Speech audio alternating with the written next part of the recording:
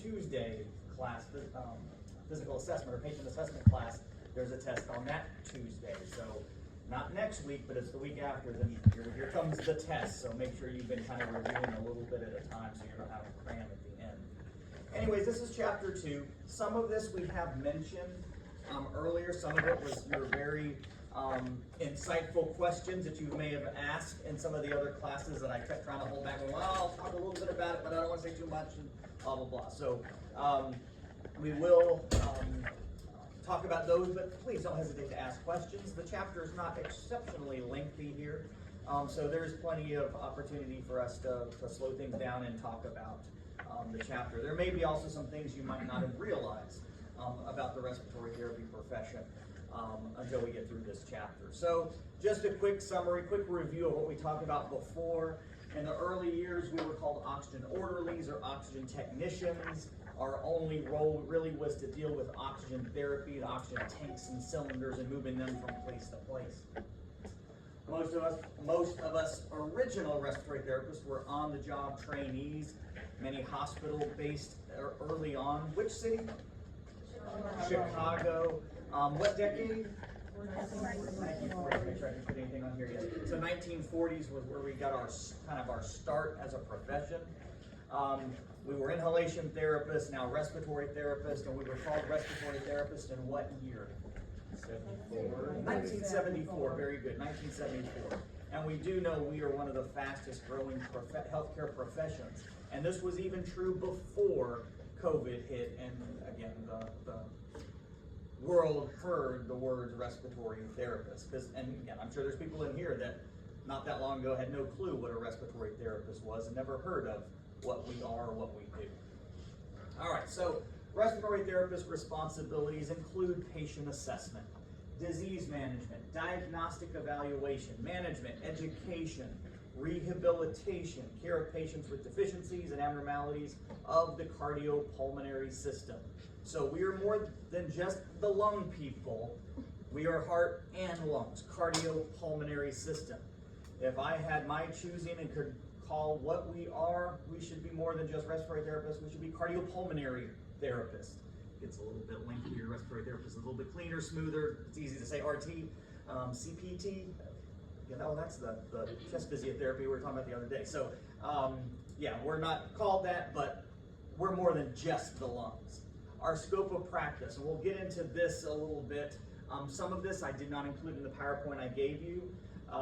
If you really, really want some of these missing slides, you can ask, and I will send you these missing slides that you guys don't have in front of you. But where respiratory therapists can work, we can work in many different areas. However, where does the majority of respiratory therapists do work or practice?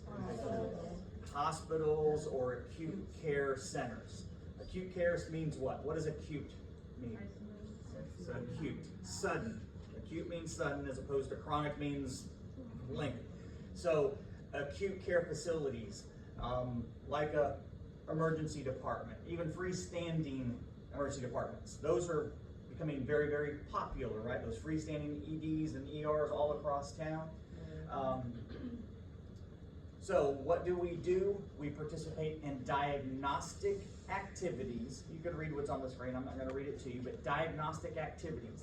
Those diagnostic activities help to lead to a diagnosis. You know, we're gathering data, we're gathering information. We can do different tests to get data, to get information for the physician to come up with a diagnosis. What is wrong with the patient? So that's one part of our job, performing diagnostic activities. And that could be simply listening to breath sounds. That's a diagnostic activity. Checking a pulse rate, checking an oxygen saturation. Performing a full and complete pulmonary function test is a diagnostic study, is a diagnostic activity. But we also perform therapeutic activities, and these are all the quote-unquote therapies that we will provide a patient to help treat their illness or treat their condition.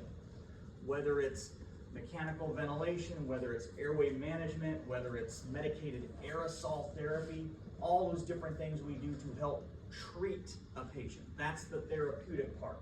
So we do both diagnostic and therapeutic care when we're working with our patients.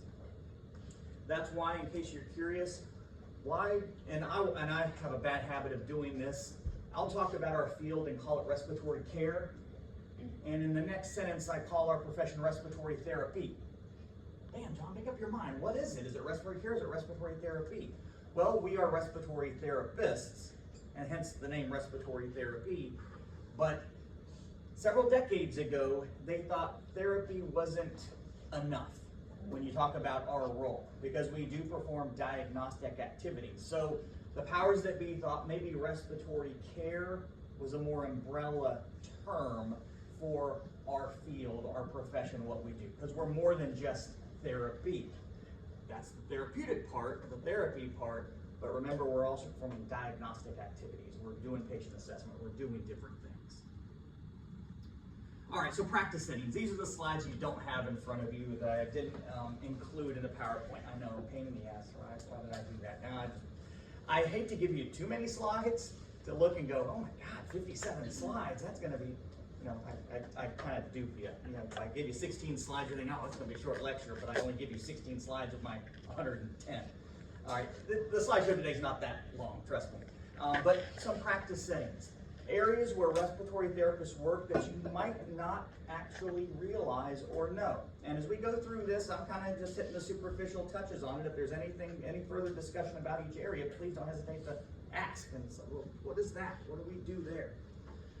All right, so critical care. If I'm going to pick an area of the hospital where is one of our most important areas, one of our most critical areas, sorry for the verbiage there, critical, is the ICU, the critical care area, where patients are on life support.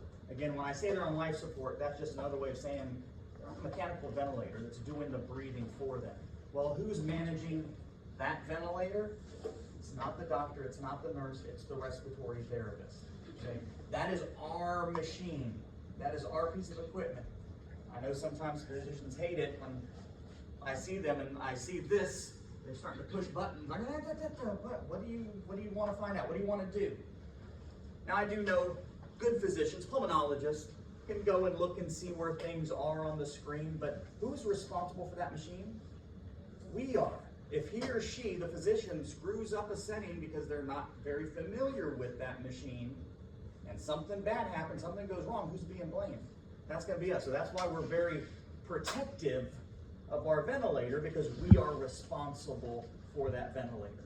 We will share with the non-RT practitioners maybe where the alarm silence button is. If it's hooting and hollering and you need to hit silence just to keep things quiet for a minute, here's how you hit silence.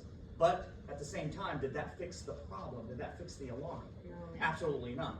So if you're not sure, don't press it. If I hear that alarm sounding, I'm going to come rushing and running to the situation. But ICU and critical care areas, very, very important for respiratory therapy. And of course, we do more things than just the ventilators, but that's probably one of the higher level therapies or care that we do in an ICU setting. Emergency medicine. So very similar role as far as, hey, we can manage ventilators in the ER and the ED. But the thing about the emergency room is, can you plan your day? You know, if I'm working the ICU and you say, John, you have 5 ventilator patients and 5 non-ventilator patients, and that's your workload today, well, I can sit there and go, okay, well, I know what I have to do for those patients. I have 5 that are on the vent, 5 that are not. Those 5 that are on the vent are probably my most serious, so those are going to be my priorities. Those are my first 5 I'm going to see, and then the other 5 I will see after I take care of those first 5. And then I can manage and plan my day. This is how I want my day to kind of flow and function. Again, there's always unpredictable things that happen. In an emergency room, can you plan your day? No. The first hour, you could be twiddling your thumb. There is nothing going on. The ER itself, and this sometimes is sad or embarrassing, ER is busy as heck. There's no respiratory patients, or very limited respiratory patients that first hour. And so keep yourself busy.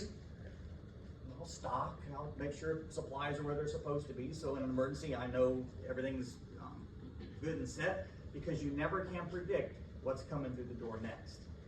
And so the second you think, wow, the first hour I really didn't do anything productive, then boom, here it hits. You have 4 back-to-back-to-back critical care patients being brought in by rescue, and you're the one RT covering the ER. So things can get hectic very, very quickly. Again, the busier the ERs, the bigger the hospital, bigger the facility, the greater the chance of a busier day. I remember still, it was a long time ago, but I remember when I first started and went through orientation. My orientation, and I started on night shift, my orientation to the ER, it was me and another therapist, and he was kind of showing me the ropes. That entire 12-hour shift, I can still remember it to this day, that entire 12-hour shift. I performed one breathing treatment and I did one arterial blood gas for 12 hours. And there was 2 of us. Again, he was saying, John, do the work, I'm your resource person, if anything, okay, it's fine, that's all I did. Oh my gosh, it was the longest night ever, right? It took forever. Like I said, we stopped, we made sure supplies were where they needed to be. We went out on the floors and asked the RTs that were doing their therapy, hey, you need any help? Can I help you with something? Can I do a breathing treatment for you? Can I help you here or there? Just trying to keep myself occupied and busy. That was during orientation. Okay, so I said, well, this is very, very slow. I don't know if I'm gonna like it being down here, but boy, it's very slow. Ooh, that was, yeah, I opened my big mouth. The next time I worked the ER, I was off of orientation and it was just me. The shifts were 7 to 7, 7 p.m. to 7 a.m. It was a bad sign when I showed up in the respiratory department. And where's the person I'm relieving? Because at that time, in our department anyways, the ER therapist would come up to the department. We would exchange beepers. We would exchange that sort of information. I know. We would exchange that stuff. We would give any background about patients that were downstairs, and they would leave, and I would go down there. And so, where are they? Where are they? Did they go home sick? I asked the supervisor, is so-and-so here? Oh yeah, they're still down in the ER. You may want to call them. So I called them, and they said, yeah, can you come down here? I'm like, oh, that's not a good sign. So he stuck around for probably a good 15, 20 minutes after his shift ended, trying to help play catch up because he was so far behind. So that was very helpful. So I'm running from the get-go. I did not stop until around 2 or 3 in the morning. I never had a drink of water. I never was able to eat. I never even used the restroom. I was going non-stop until 2 or 3 in the morning before I ever had just a slow down period enough to realize, holy crap. I thought at that moment in time, well, during orientation, I thought, I'm really stealing from this hospital. They're paying me all this money and I'm not doing anything. That first shift, I said the hospital's not paying me enough. I'm working my tail off and they're not paying me enough for how hard I'm working. But guess what? In an emergency department, because it's so unpredictable, you have those slow days, you appreciate those slow days and say, okay, I wish it was a little steadier just to keep me going through the day and not totally overwhelm me on those days or nights when it's slammed back to back to back patients. Now, just so you know, if you're assigned the ER and you're the lone ER therapist, they generally have somebody that you can call, another RT who's working, that you can call when you're drowning. Hey, can you come give me a hand? I just can't keep up there. I got 6 things to do and they're all due now. Can you help me? And then, here comes another code red coming through the door. So those are things, and again, early on, it's a little bit of a challenge for a new grad because you haven't figured out your pace, organization, that sort of thing. But in time, if you like that kind of fly by the seat of your pants, so to speak, tell me what's the next thing, okay, let me take care of that, as opposed to maybe a little more structured when you have an assignment someplace else where you already know who your patients are going to be. But that's the emergency department, that's the ER. And again, anything. I remember my very first gunshot victim. I was taking care of a patient in one room, and they holler out, where's respiratory? I'm like, I'm over here. Again, taking care of one patient, and that patient wasn't critical. And they said, we have a gunshot victim coming in room 1. All right, I immediately finished what I was doing here, and I come hustling. Me and the nurse, we kind of met as we're hustling to that room, that room, not knowing what to expect, not knowing all I hear is gunshot victim. The patient was fine. He looked good. His gunshot wound was in his buttocks. He apparently tried to rob a store, and the store owner shot him as he's running away. And thankfully didn't hit anything major. There was no major injury. But in my mind, I'm thinking, okay, we're gonna have to intubate, and I wonder if there's lots of blood, blah blah blah. You know, let me get the ventilator ready for this person. You know, he was hollering. He wasn't in a good mood by any means, but it was a minor wound. But again, you'll get those experiences when you think it's going to be something else and it's totally different, or vice versa. Yes, Chris. So what did they want you to do as an RT with Well, all they knew too is it's a gunshot victim. So you expect the worst, hope for the best. And so obviously, really nothing for me to do. And so all that excitement, all that energy, all that anxiety I built up, ready to work. They're like, never mind. All right, you guys got it. Thanks. You know, call me if you need me. You know, on to the next thing. But yeah, it was something. You know, mentally, I'm expecting. You know, who knows where they're shot? Who knows the level of injury? You know, what we're gonna have to do with intubation, mechanical ventilation, that sort of thing. Yeah, for this guy, he didn't need any of that. Possible shock. We had a 18-year-old gunshot victim. He was shot like 3 different times, like one in the leg and then like twice in the hand. Gotcha. Well, at least those are not necessarily critical areas like the chest, the core, where your heart could be struck, your lungs could be struck, obviously your head, obviously. Airway, you know, those sort of things that could lead to all kinds of potential problems or issues for us to have to deal with.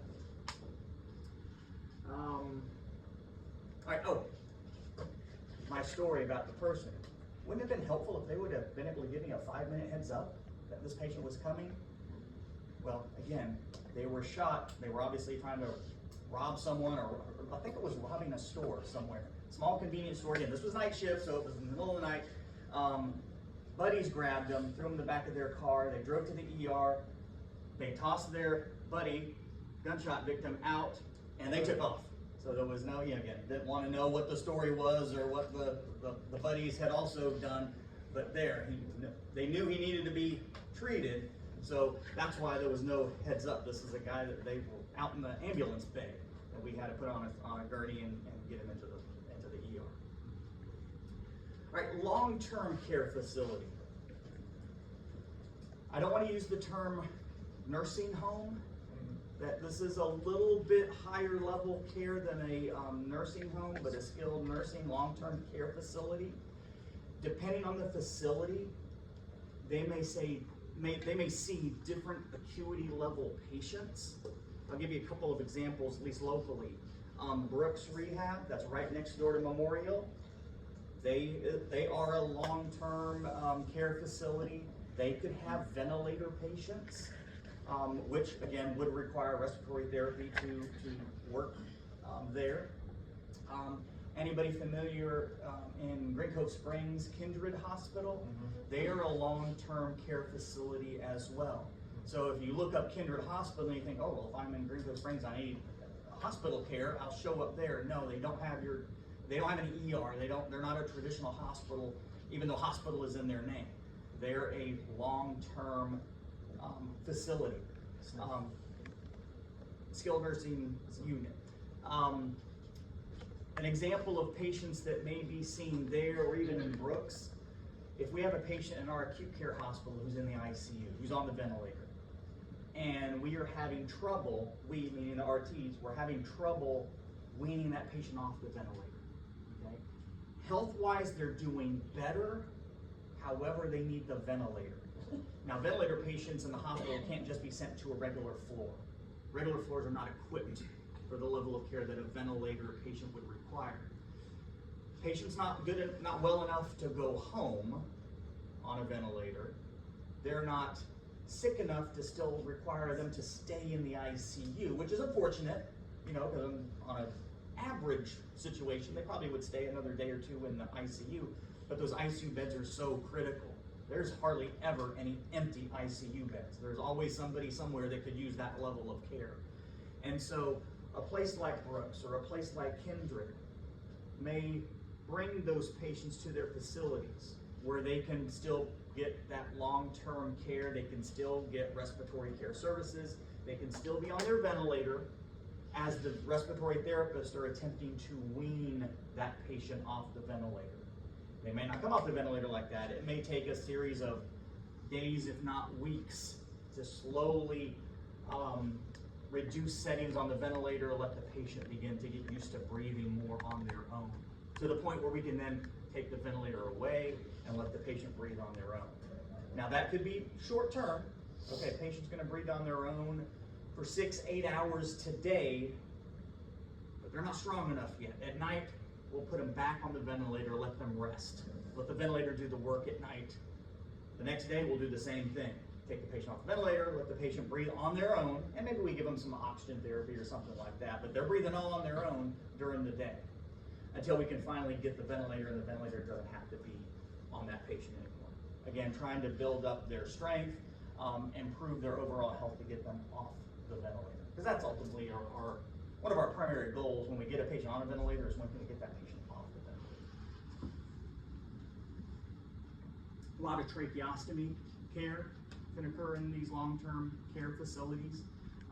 Patients who are intubated on a ventilator at a certain point in time, we typically remove the endotracheal tube and simply ventilate them through a tracheostomy tube. And we'll talk about the different airways here in a few weeks. Pulmonary rehab. Also, you may hear the term cardiopulmonary rehab, but rehabilitation for the patient. So this is more of a, even though it could be in the hospital, this is considered more of an outpatient type care, outpatient type therapy, where you may have your patients come in, they need to be educated about their disease or their illness, perhaps they've been recently diagnosed with, help them with strength training, help them with exercise endurance. And before you think that you're a glorified, fitness trainer, no, you're not sitting. They don't have the free weights like you would expect at your gym. No, this gym's a little bit different. Patients can vary in age, even though a lot of folks know probably the elderly patients. Yeah, there's going to be your fair share of elderly patients, but there could be some younger patients in there too that we're trying to build up endurance, whether they're walking on a treadmill, using an exercise bike, using the track that may be in that facility. And don't get excited, it's not a track that's outside, it may be a track in the room itself, which is not a quarter-mile track by any means. You may also see grocery carts inside of rehab. Maybe, why is grocery carts in here? Well, we want to get these patients up so they can do their normal activities of daily living. For example, going to the grocery store to buy food and groceries. That may be something, because of their disease and their illness, they're not even able to do. They just don't have the wind or enough air to sit there and go grocery shopping and do their normal stuff without being extremely winded. So we can sit there, and that's why you may notice the grocery cart there. You're using that for support, obviously, but to get them to walk and build up their exercise endurance. You see this person kind of pedaling this stationary bike.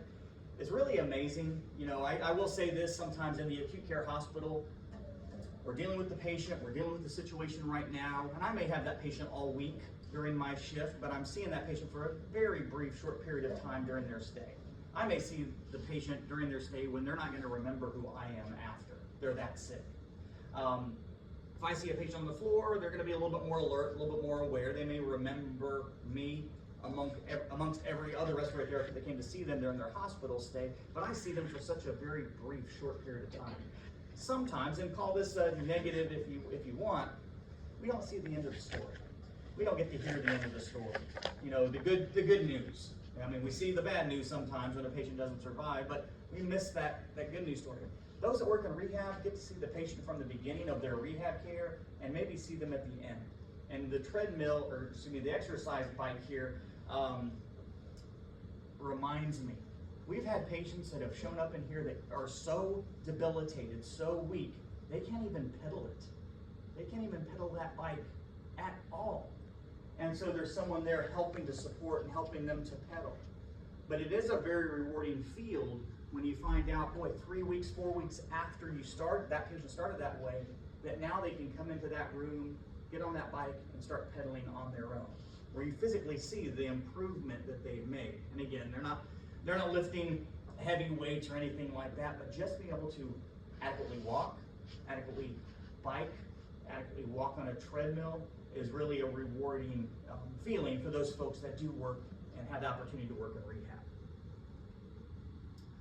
Pulmonary diagnostics. Specifically here, I'm referring to a pulmonary function lab. So respiratory therapists work in pulmonary function labs where this could be an outpatient or inpatient, just depending on how the patient presents, but where the patient is coming to us or we're going to the patient and performing different, what we call spirometry or lung volume maneuvers to measure how much air they can move, to measure how deep of a breath they can take, to measure how quickly they can exhale and get the air out of their chest. And we'll talk about what those tests look like and what they are down the road. But depending on their disease or illness, they might not be able to get the breath out as fast as they should, or they might not be able to take as deep a breath as they're supposed to. That's what pulmonary function testing is. Now there's pulmonary function areas in every major hospital. So there's some therapists, and again, depends on the layout of the hospital, the layout of the department on how they do this. But generally speaking, if I just kind of put it in general terms here, in a hospital, you are the group of respiratory therapists who work in our PFT lab. That is your role. Every day you come in, you report to the pulmonary function lab, and you're going to do these tests on patients. Occasionally, there's an inpatient who is just not well enough to come to the lab, so you go to them with a smaller portable cart, similar to what she has, but a smaller portable cart that you can actually go into the patient's room and do some simple pulmonary function testing. If they need a little bit more, then they would have to come to the lab where we have some of our bigger equipment, better equipment to sit there and run some of these tests through. But we can measure how well gas diffuses into their lungs, into the bloodstream. We can measure levels of lung resistance, lung compliance, all kinds of different things to be able to aid in diagnosis. We also can then track or trend the severity of the patient's illness. And we'll get into what the numbers look like down the road. But does this patient have a mild condition, moderate condition, severe condition?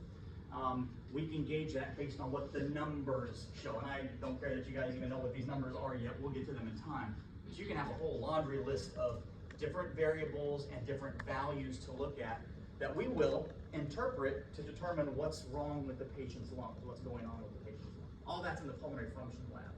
I should have also mentioned this. Folks who work in the pulmonary function lab, do you think this is running at night? No. On the weekends? Holidays? No. So a little bit different shifts for those folks that work in the pulmonary function lab. I should have also said the same thing true for pulmonary rehab. There's not a 2 a.m. rehab class that's occurring. No, that's generally during the day, not on weekends. So if you're thinking, now right now I'm just going to be honest, if you're thinking you're going to become a respiratory therapist, okay, get used to it. Holidays, weekends, days, nights, whatever, especially starting out, hey, you got to go wherever the need is. Establish yourself in whatever facet that is. Then once you show how good of an employee you are, how good of a therapist